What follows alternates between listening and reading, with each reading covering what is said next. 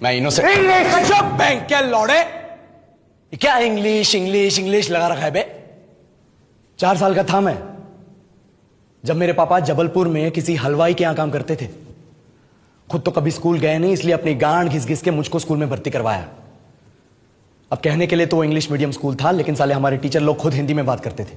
हमारे स्कूल के लड़के एक दूसरे से यो व्हाट्स अप डॉग ऐसे बात नहीं करते हैं। क्या भौंक रहा है तेरा लंडा आजकल है, ऐसे गले मिलते हैं।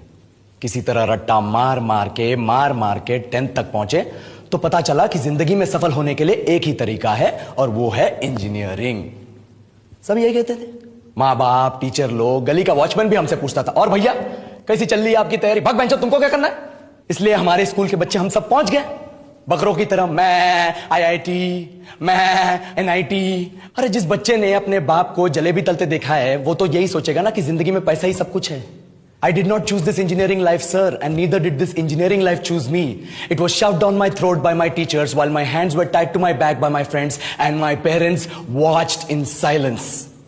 और इंग्लिश सुनेगा तो मादरचोद तो सुन, 10th के बाद 2 साल लग गए इस कॉलेज में घुसने के लिए, कोचिंग में निकाल दिए। ना कुछ खेले ना कुछ सीखे, और 2 साल बाद जब यहां पहुंचे तो पता चला कि बड़े शहरों के कॉन्वेंट स्कूल के पढ़े बच्चे जब अंग्रेजी में बात करते हैं तो मरे हुए फूल भी खिल उठते हैं। आहा, हवा में ऑक्सीजन की मात्रा बढ़ जाती है इनकी अंग्रेजी सुन के। और पूरे कॉलेज की लड़कियां इन इंग्लिश स्पीकिंग लड़कों को अपना जीवनसाथी.com मान चुकी है। तुझे क्या लगता है, मुझे कभी लगा नहीं कि मैं अपनी अंग्रेजी पे काम करूं, अपने पर्सनालिटी पे काम करूं? बहुत लगा। ये चूतिया इंडस वैली सिविलाइजेशन का जो एजुकेशन सिस्टम बिठा के रखे हो, जिसमें हर साल में 10 सब्जेक्ट, हर सब्जेक्ट में theory, practical, viva, lab work, external, internal, majors, minors, assignment, project, thesis, गांड मार के रख ली हमारी।